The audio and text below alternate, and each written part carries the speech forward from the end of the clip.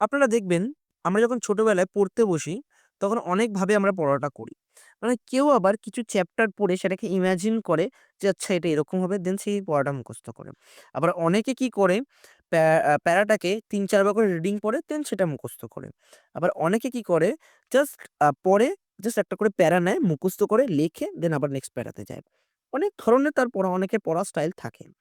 ঠিক সেরকমই আ একজন প্রফেসর বলেছেন, একজন আইআইটির প্রফেসর যে, "আমাদের লাইফ কখনো ইজি হয় না। আমাদের ইজি বানাতে হয়।" কি করে?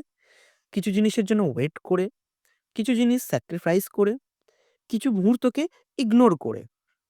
নিজের লাইফকে ইজি বানাতে গেলে তোমাকে আগে বুঝতে হবে যে তোমার লাইফে কোনটা জরুরি আর কোনটা জরুরি না।